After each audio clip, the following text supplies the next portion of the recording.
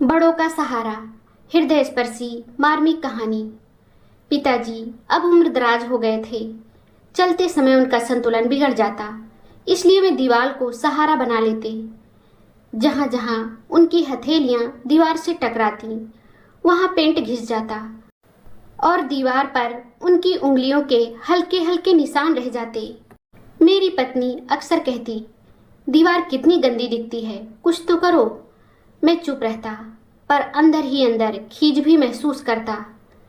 एक बार पिताजी ने सिर दर्द के कारण बालों में तेल लगाया।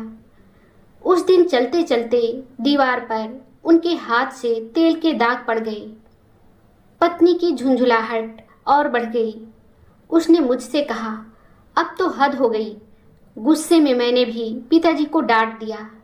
कहा, आप दीवार मत पकड़ा करो, बिना सहारे चलने की कोशिश कीजिए। मेरे शब्दों ने उनका मन तोड़ दिया। वे चुप हो गए और उनके चेहरे पर गहरी उदासी उतर आई। उस दिन के बाद उन्होंने सचमुच दीवार पकड़ना छोड़ दिया। लेकिन एक दिन वे अचानक लड़खड़ा कर गिर पड़े। गिरने के बाद फिर कभी ठीक से खड़े नहीं हो पाए।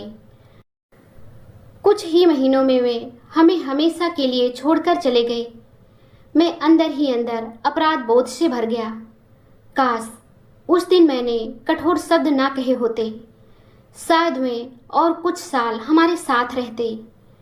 कई साल बीते, घर की पुताई का समय आया, पेंटर आया, तो मेरा बेटा, जो अपने दादाजी से बहुत जुड़ा हुआ था, बोला, इन उंगलियों के निशान मत मिटाना, ये मेरे दादाजी की यादें हैं। पेंटर भावुक हो गया।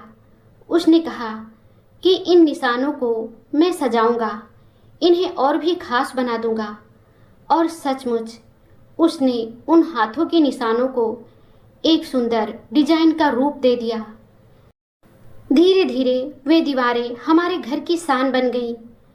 आने वाला हर मेहमान कहता, ये तो अनोखा और दिल छू लेने वाला सजावट है।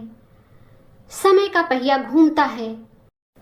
अब मैं भी बूढ़ा हो चुका हूँ, पैरों में कमजोरी है। चलते समय दीवार का सहारा लेता हूँ। एक दिन मैंने याद किया कि मैंने अपने पिता को क्या कहा था। मन में अपराध बोध जागा और मैंने बिना सहारे चलने की कोशिश की।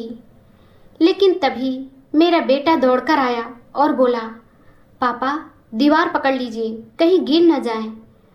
उसके शब्द सुनते ही मेरी आंखें भर आई।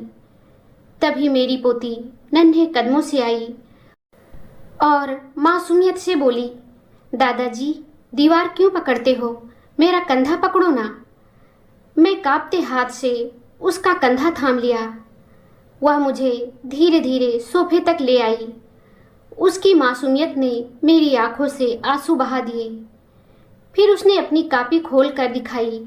उसमें बनाई हुई तस्वीर, दीवार पर बने मेरे पिताजी के हाथों के निशान, नीचे लिखा था, अगर हर बच्चा अपने बड़ों का ऐसा सहारा बने तो कोई बूढ़ा अकेला नहीं होगा।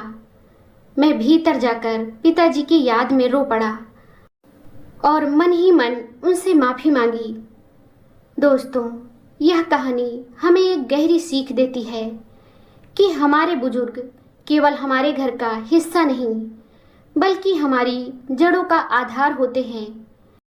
जब पिता उम्र के कारण कमज़ोर हो जाते हैं तो उन्हें सहारे की ज़रूरत होती है, ठीक वैसे ही जैसे बचपन में हमें उनकी ज़रूरत थी।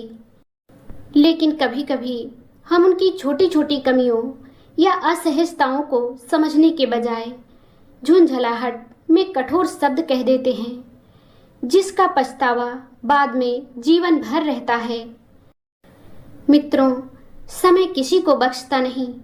आज जो जवान है, कल वे भी उम्र के इस पड़ाव से गुजरेंगे।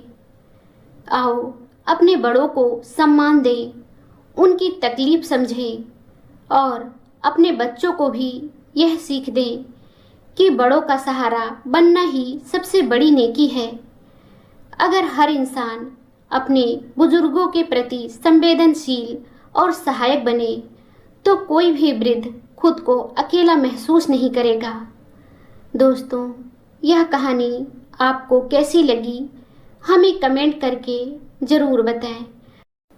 अगर आपको ये कहानी पसंद आई हो तो लाइक ज़रूर करें, शेयर करें और चैनल को सब्सक्राइब करना ना भूलें।